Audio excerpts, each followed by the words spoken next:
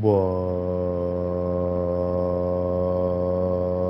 is up, YouTube? We are back breaking down UFC 320. But first, our hunt of the video will be today. It's going to be Basit Ibex on Quattros Calenas. Alright, so that will be hunt of the day, but overall, man, insane card. Couldn't believe it with my eyes. I was there. It was awesome. Um, Man, prelims were meh. I mean, it was still kind of alright, being there in person, but, probably if I was watching it on TV, I would have hated it. So prelims were meh. Main card, though, that was one of the best main cards I've ever seen in my life.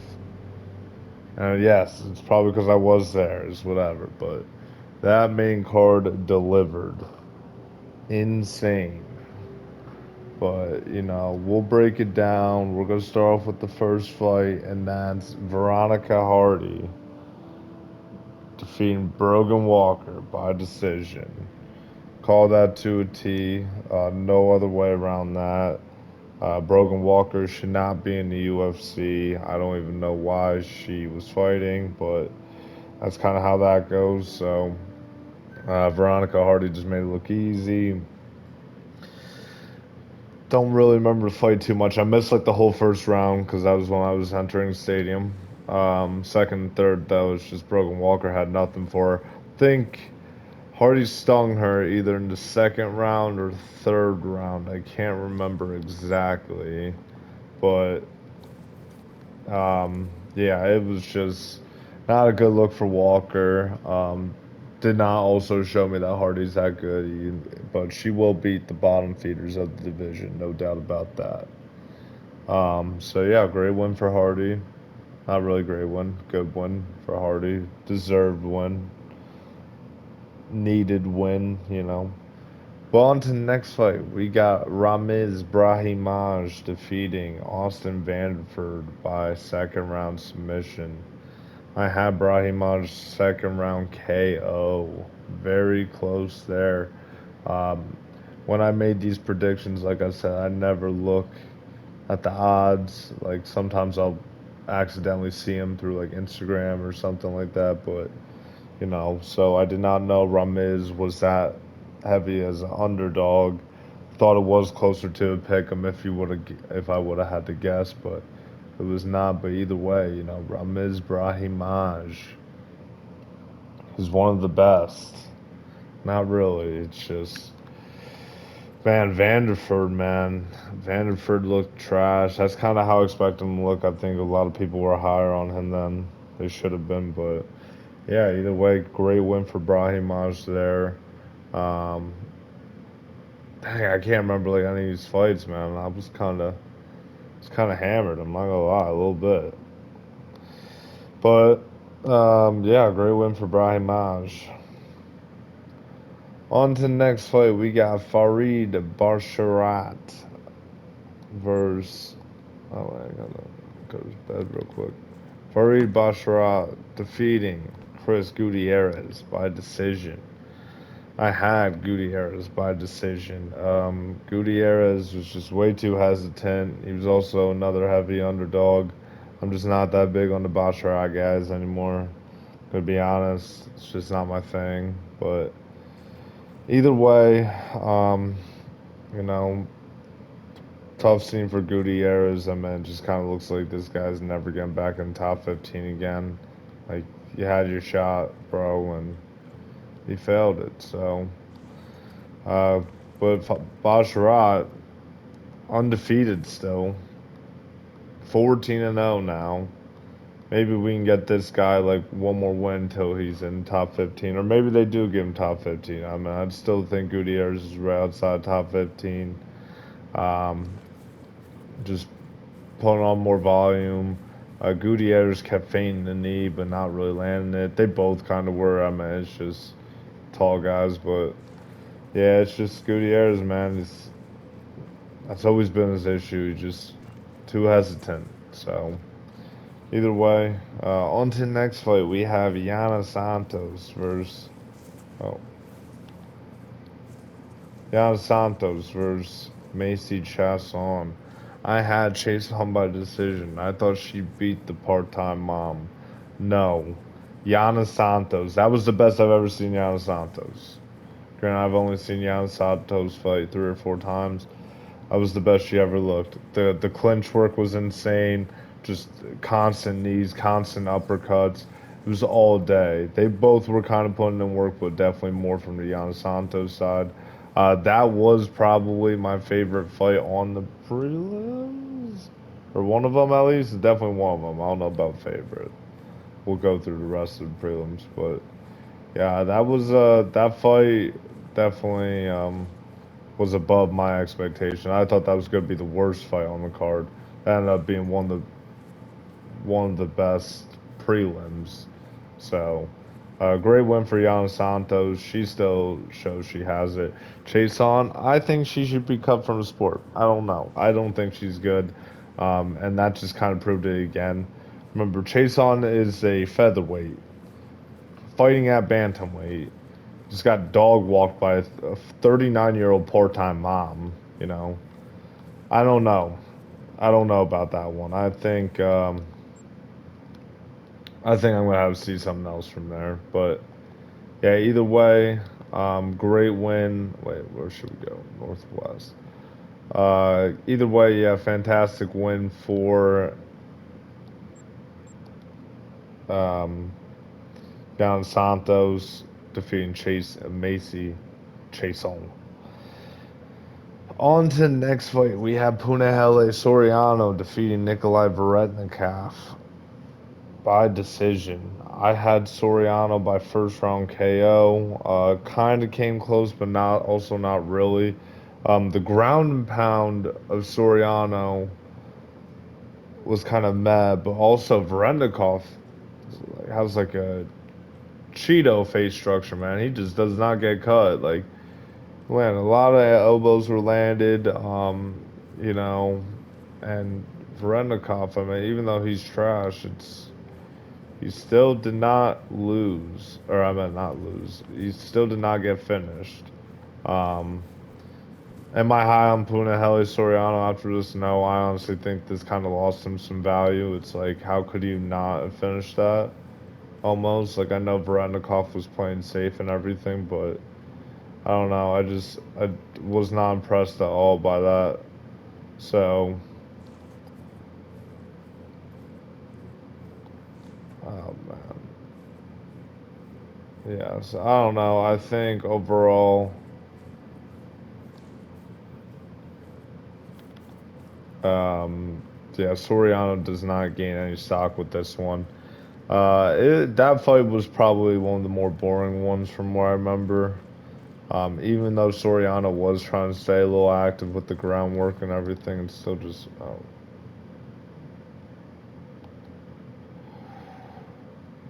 no, no, no, no, get back down, get back down, get back down, get back down.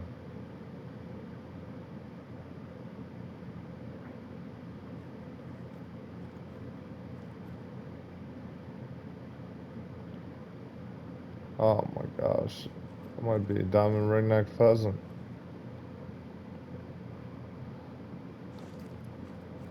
Never mind, whatever, we're off it.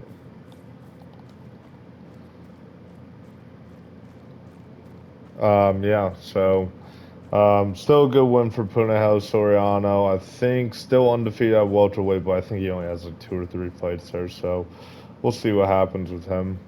On to the next fight, though, we got Edmund Shabazian defeating Andre Muniz by first round KO. I predicted this to a T. I had Shabazian first round KO. From what I remember, Muniz had moments. I know it was only like a round, whatever, but Muniz kind of had moments where he looked like a little sharper than Shabazian, or he might have like I don't think stunned him, but he got some good reactions out of Shabazian. But as soon Shabazian didn't even like land clean from what I remember, and it's just like Muniz just could not take that. So yeah, I think Muniz needs to get cut. It's just he has absolutely declined in skill and speed and everything, and it's sad to see. This was a guy that I thought would have been eventually a title contender back when the middleweight division was horrible, and he just never got past that level since I thought that. And yeah, that's a shame. But shout out to Shabazi, and he's building something again. He's still very young. He's only 27. So I wouldn't be surprised if he makes his way up into the top 15 at some point. But he might need to fight one more person before I'm down with that. So I don't know. Maybe I think RoboCop is top 15 now. So maybe not RoboCop, but I want to see him against someone like also very dynamic, like a RoboCop, like maybe a Christian Leroy Duncan. But I think he's above a Leroy Duncan level right now, where like he should be looking for a guy right outside top 15 to prove himself. So I'm excited to see what they're going to do with Eben Shabazian. Maybe he's finally able to put this all together after some of those struggles when he was younger in the UFC. I mean, this guy did come in at like what 20 years old, so he's been around for a while, but he's also still very young. Like someone would argue he's still a few years away from his prime. So we'll see what happens from there. How they're gonna match make with him, but yeah, kind of go from there. Oh man, nothing over here too, huh?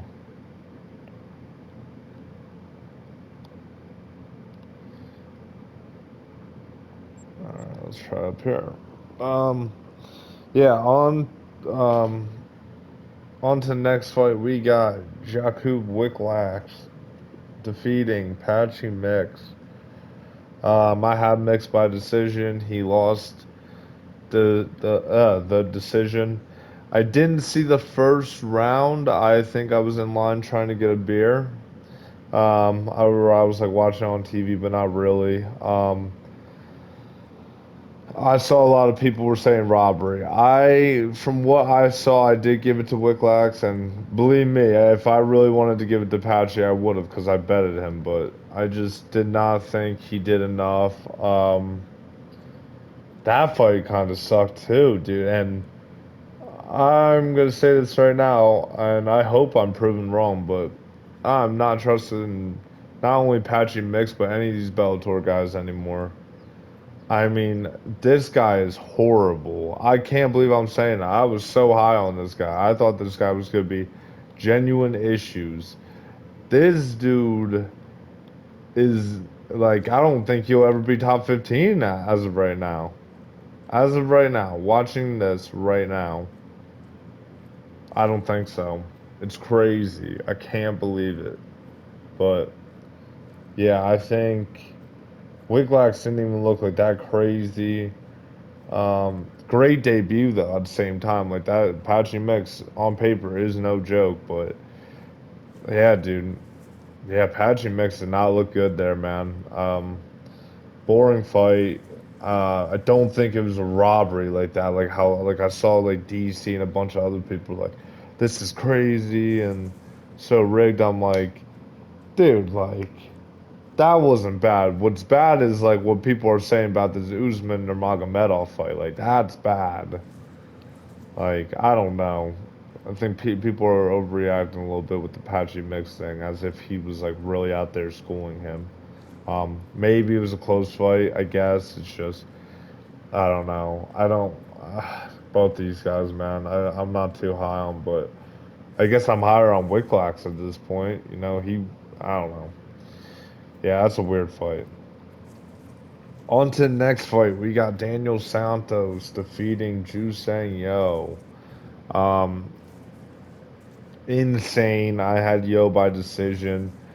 Uh, Yo's out there. He's showboating. He is landing a little bit, but Santos is touching him too. And you know, Yo's trying to play it off like, oh, he's not being hurt by these. But eventually in the second round, beginning of the second round, Santos catches a chin wide up in the air, bro. Yo puts him down. No e-backs, huh? Interesting. Where the frickin' e-backs at, bro?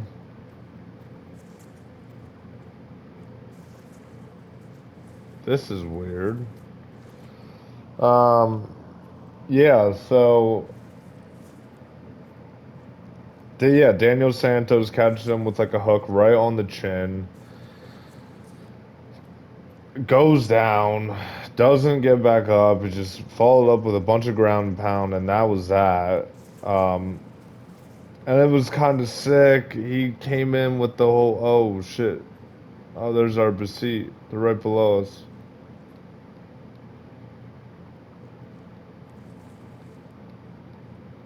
Sometimes they be drinking in the mountains.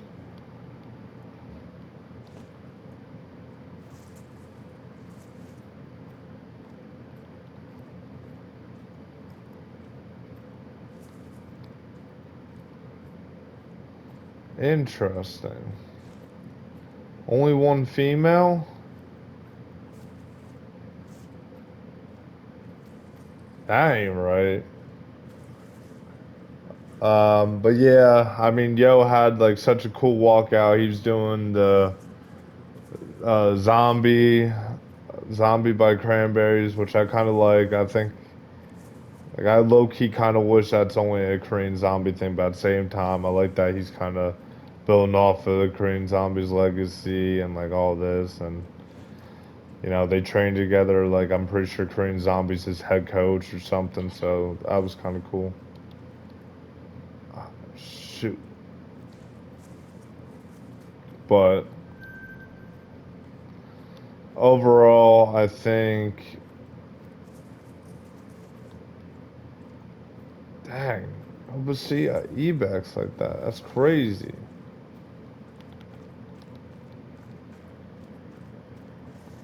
Um, yeah, overall, man, use now no longer undefeated.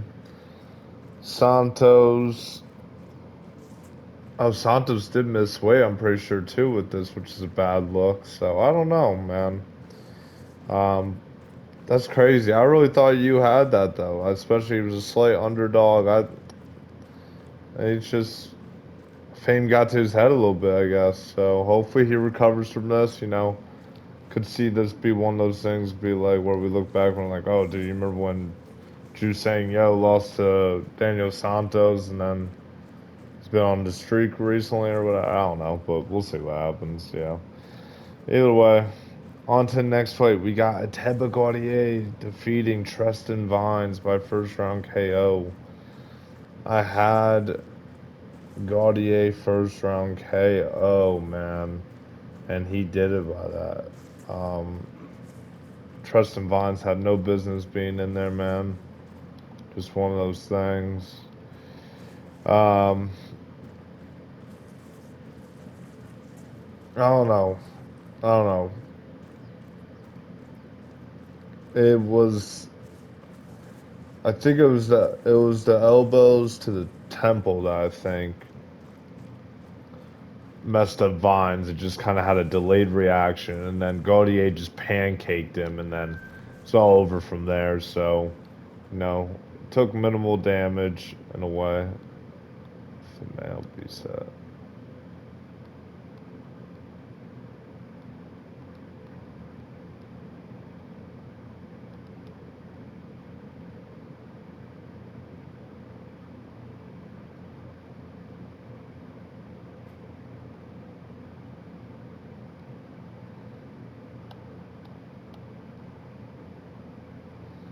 What the heck?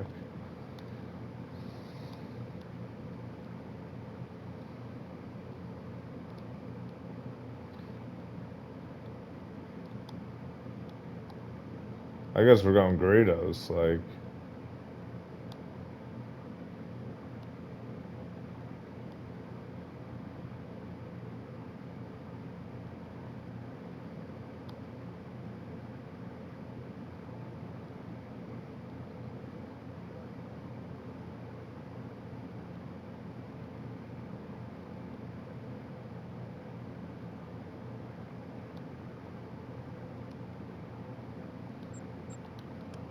All right.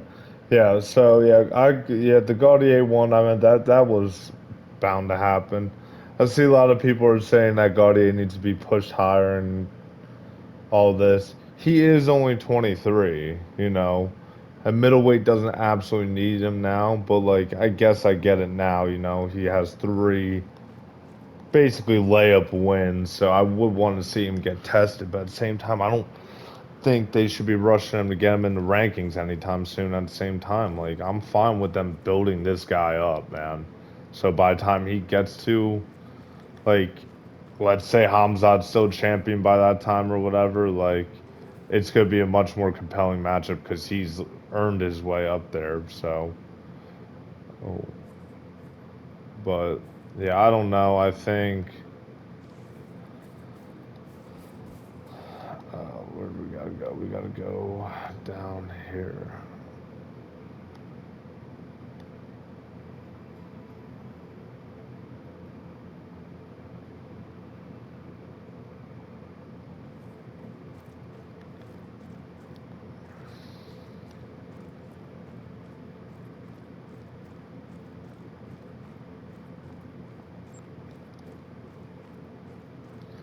Um, yeah, so Gaudier, I think. See, now this is weird. I've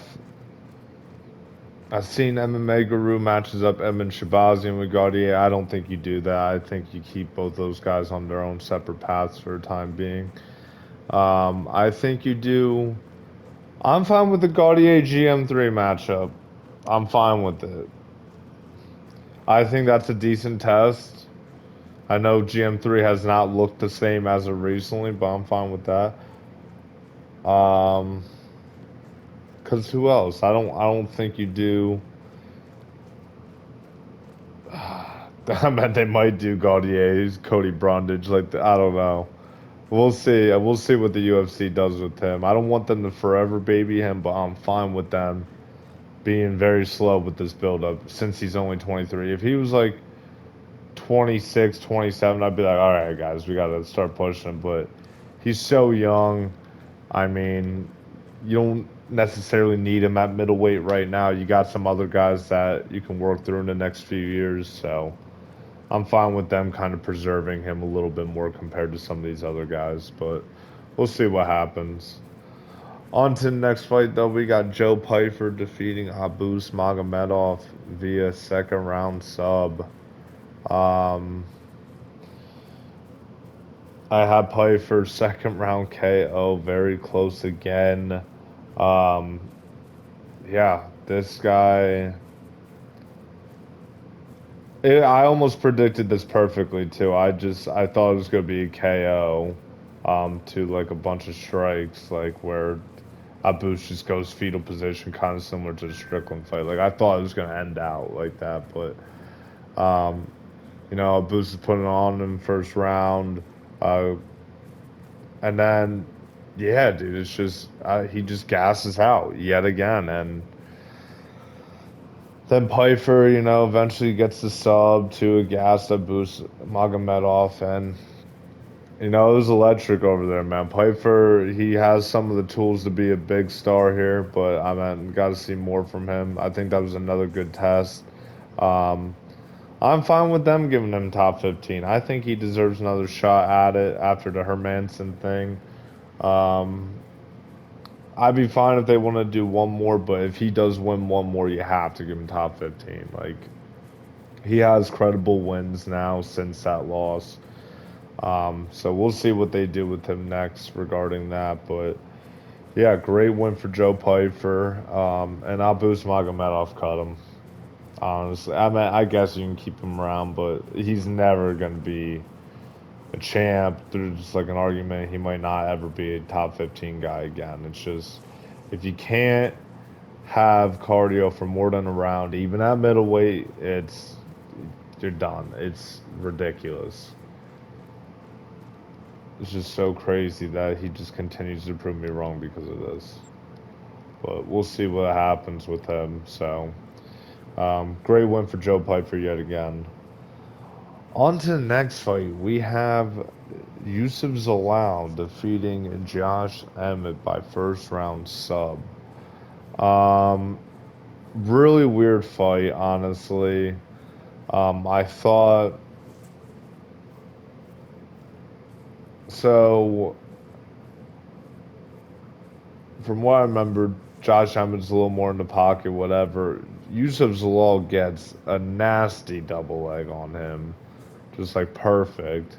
I couldn't believe it. I was like, dude, Zalal's gonna struggle grappling with him. He's just gonna, kind of do similar what he did to Cater, all that. Just just be very timid, but at the same time winning with the range and everything, staying out of the off the line with the overhand rights coming from Emmett's point of view. I don't know. Oh my goodness.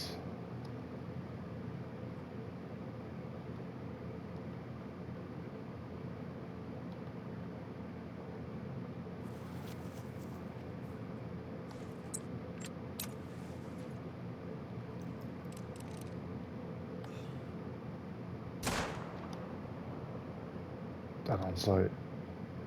I was a 4 going to 173.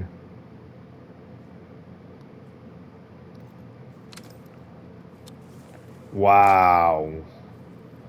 Towards the end of the video, too. That's kind of crazy. There we go. Finally got ourselves a Basit.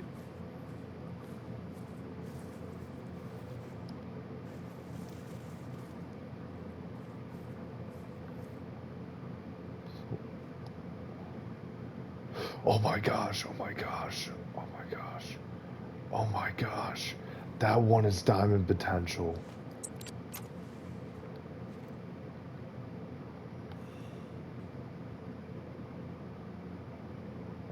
Oh, no, yet. I can't rush this one. Hold on, man. That one is absolutely diamond potential.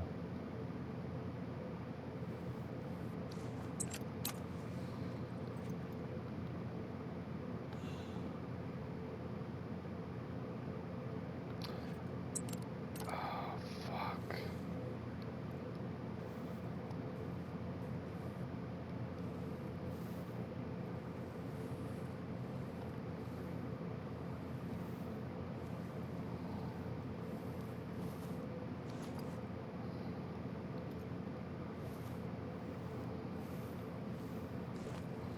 Hold on. But yeah, either way, Zalal got an insane takedown on Emmett, which I didn't. I thought Zalal was gonna struggle to do. Made it look easy, and then transitions to an armbar. Everybody, I mean everybody in the stands was confused when the ref jumped and stopped it because nobody saw a tap. Like everyone was sitting down and was like, "Wait, what happened?" Just to hear that Emmett verbally tapped because he wasn't disputing it, so people were like, "Oh, okay, so it was a finish." So that was a lot of confusion there. Um, yeah, great win for Zalal. Still can't stand the guy. I think he's so annoying, but it's great for the featherweight division, and it kind of redeems that win over. Oh man. Oh, perfect.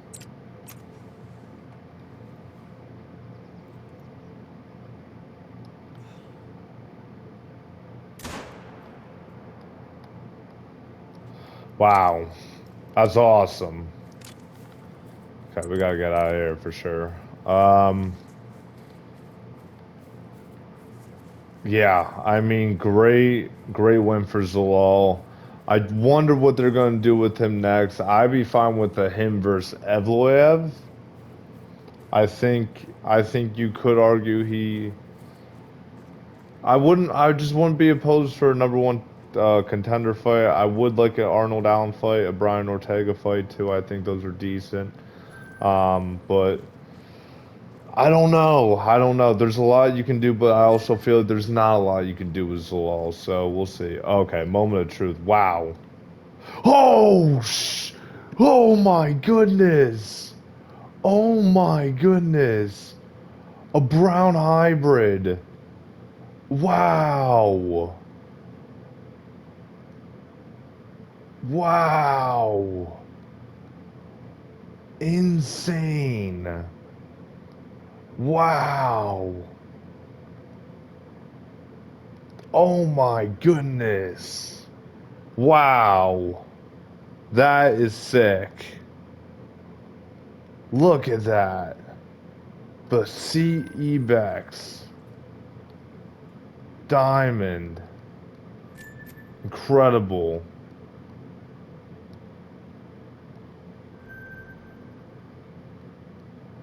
Wow. I might need to leave and do the rest of this video in the lodge, bro. Oh my goodness. Insanity. Alright, and then on to the title eliminator, arguably. We'll get into all that in a second. We had Yuri Prohaska defeating Khalil Roundtree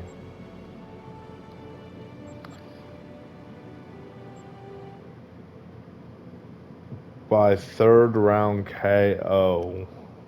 I had Yuri by decision, but oh my goodness. Yuri is insane. This dude is crazy. I know I've been saying a lot of bad things recently about him. I picked Jamal Hill over him.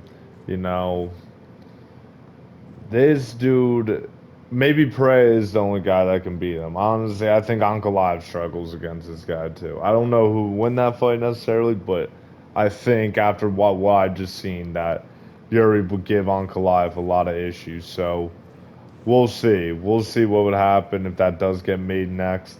Um, I had Khalil winning the first two rounds, obviously. Yuri had nothing for him. And then third round, he's coming out. He's just doing all these feints. And it's like faking knees and then following up with like punches immediately after. And it was insane. I need to rewatch the fight. I wish I would have rewatched it before I seen this video or before I made this video. But um, absolutely incredible what I was able to witness there. So shout out to, oh, gotta go here. Shout out to Yuri Prohaska for putting on an absolute banger. Another fight of the year contender. Um, I need to rewatch it, but that might have been the second best fight I've seen this year behind Van Royval. I need to rewatch it, but watching that live was insane. It was just like I don't think you can get a sports moment like that. But oh my goodness. Absolutely incredible for the guys.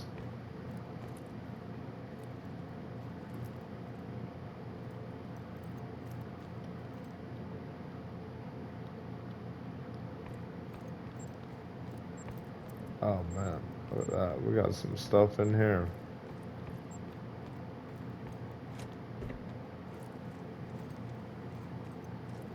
Hey, what the heck? Where the fuck can I put my shit, man? Yeah, so what I would want them to do with Yuri next, I do actually want the bang, that thing is sick. I do actually want to see the um, Pereira versus Aspinall fight. I don't want for the White House, but um, I'm absolutely fine with that. I think that would be so sick. So I do want a Yuri and Oldberg for the vacant title. Make Alex vacate. If we're making everyone do it, we have to make him do it. Like, come on. Like, let's have some consistency here. So make Alex vacate it too. Have Yuri and Oldberg fight for the vacant title so they both get their deserved title shots. Um, as for Roundtree, take some time off. I like a Reyes matchup. I like. What else could he do? You could do Mirza. Who is Mirza? Actually, Mirza Khan's fighting. Yeah, I don't know. I don't know what you do with Khalil, but take some time off, honestly. Khalil's fought what twice this year. Just fought also a few months ago as well, so it was somewhat of a quick turnaround for him by today's standards. So we'll see what they do with all of that. So yeah, but that was awesome. What a great time to be alive for that fight. On to the next fight, we had Marab Davashvili defeating Corey Sandhagen by decision. I called that perfectly. I did not think Marab was going to have hands like that, though. He put Corey in a lot of trouble. Had 20 takedowns again. No one will ever break that record. It's just there's no way. There's that will not be replicated. Might as well appreciate it now, even though his fight style is not the most fun. Appreciate that because that was insane what he was able to do with all of that. So 20 takedowns, almost finished Sandhagen in the second round. I thought Sandhagen looked decent. I thought he should have kept to the leg kicks a little bit a little more. I thought that would have caused some issues. But at the same time, man, it's just Marab is just so different. Um, if he were to retire today, he probably is bantamweight go for me. It's very close though.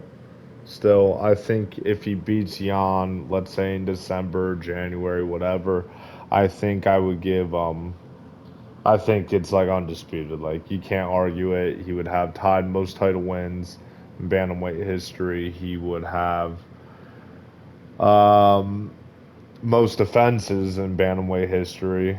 Um it would be insane. He would have one of the craziest resumes of all time if he were to beat Jan twice, Sandhagen, Aldo, O'Malley twice.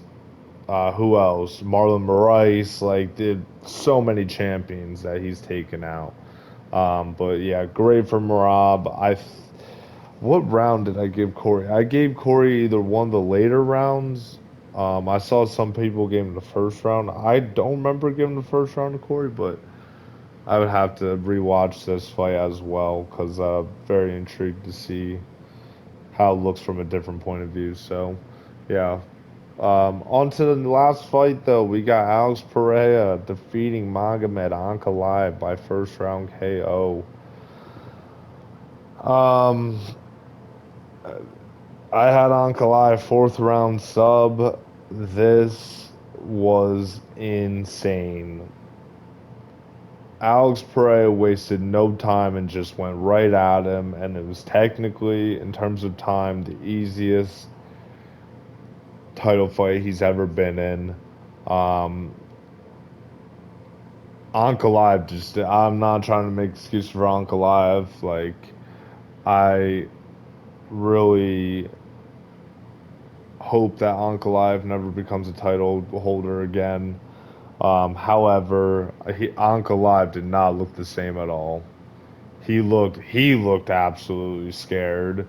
He just he was panicking, trying to switch stances, trying to, just push kick to get Alex off of him, and it was just Alex Pereira, man, overhand right, delayed reaction. Ankalaev shoots the shittiest takedown ever, and then Pereira just frames him off, and then just kind of just ground and pound's not really working. Switches to 12-6 elbows, lands a few nasty ones to the body before going up top. Insane. I could not believe it with my eyes. And just like that, the UFC has another big star going into the Paramount deal. Absolutely insane. They got four guys right now.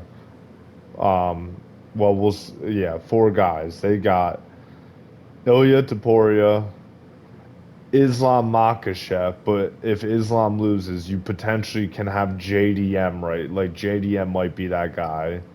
Not bigger than Islam, but he'll be right up there already just because the defeat of Islam and the fun striking and everything. So you have the winner of JDM Islam as a potential big star.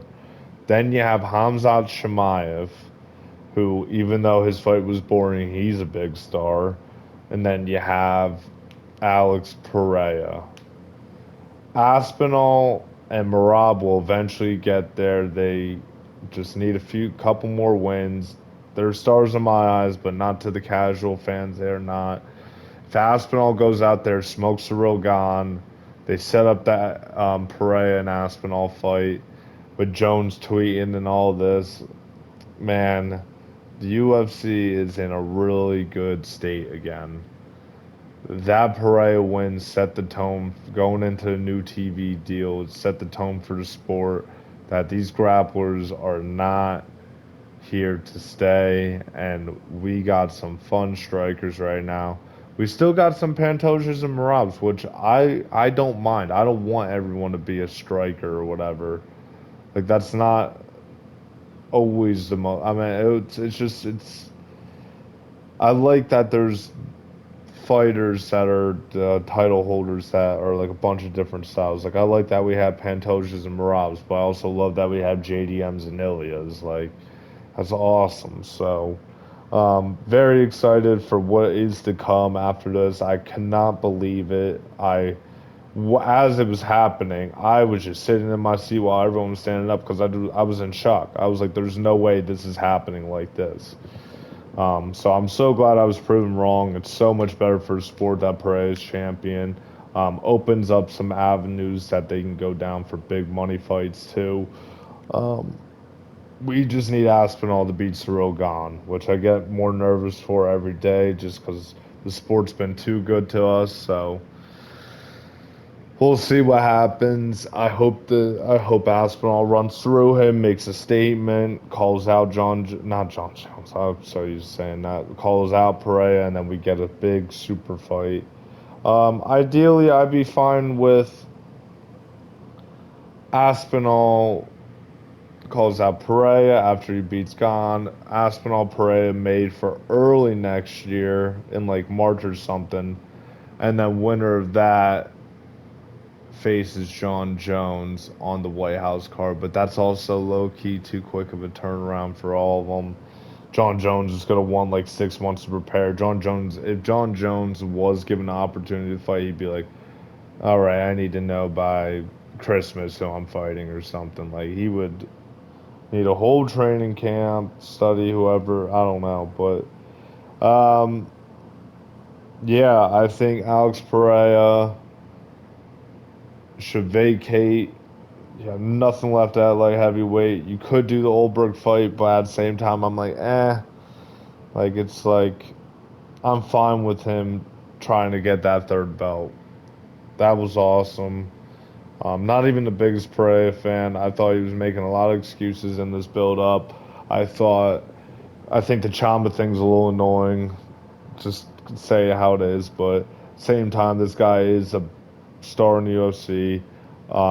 His resume is undeniable, even if he got fast tracked initially. What he's been able to do is insane, and yeah, I think give him a chance for the heavyweight belt against Aspinall.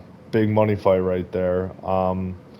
Because you do not know if Topuria and Makhachev will get made, and then there's no other super fights. I like a Marab and Pantoja one, but it seems like Pantoja would have to vacate, which I'm not a fan of for him. I think flyweight needs to work itself out right now after Van. That Pantoja should be able to take some time off to do the bantamweight fight, but it is what it is. I think Pereira and Aspinall is the way to go. I just don't want on the White House card. I think the White House card, even though you lack American stars, you need Americans to fight.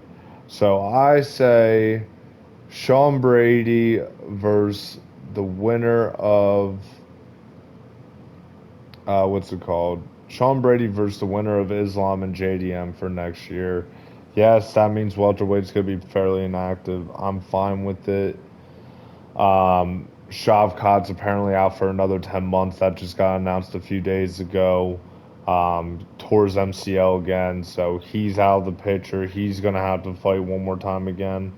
Bilal and Ian Gary supposedly for a number one contender fight. that's only probably true if Ian Gary wins. And let's be real, Ian Gary's not the most exciting fighter. Um, I think Sean Brady deserve. I like, maybe we do Sean Brady versus Usman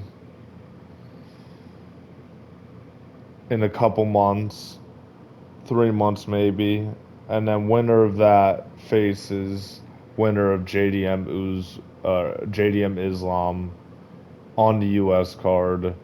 That would be crazy. Like, let's say, dude, even if like Usman beat Sean Brady, Usman like versus Islam would be nuts. Usman versus JDM, low key could be good. I'm kind of interested. If Usman beats Brady, I would be interested in that. I don't know though. It seems like Usman's waiting for a title shot. Like that's not how that works, man. Like come on. Um, but yeah, I think welterweight is where the title's gonna be. So we need some more American contenders. Probably Kayla Harrison, Amanda Nunes will be for that time next year too. Um, but I'm tired of everyone's being like, "Oh, I'm holding out for a White House spot." Like, no, shut up. Nobody cares. Keep fighting until then and make a statement, and then earn your way on the. But either way, it's been so real, YouTube. I'm so sick that I didn't place money on the ones I would have got perfect. I don't know why. I think I literally forgot. I was so sleep deprived putting in the bets the night before I left for Vegas. Because I would have won serious money, or not serious money, but I would have won good money on Shabazian first round KO and Gaudier first round KO. But I did not place those bets for whatever reason. 9 of 14 uh, winners correct. 4 of them perfect. Um, 2 being decision, 2 being the actual method and round combo. So overall, decent card. We'll be back for Brazil later in the week to break down those fights. Um, but other than that, it's been real YouTube. I'm on a heater. On a heater. Went to 311, 317, and 320. Absolute insanity. It was a great experience. All 3 were great cards in their own way. Saw a lot of fight of the year contenders, no doubt. Um, that was awesome. So, yeah, I cannot complain at all. And we'll see if I go to another one soon. Probably not because I'm broke. But either way, YouTube, it's been real. We'll see you later. Bye.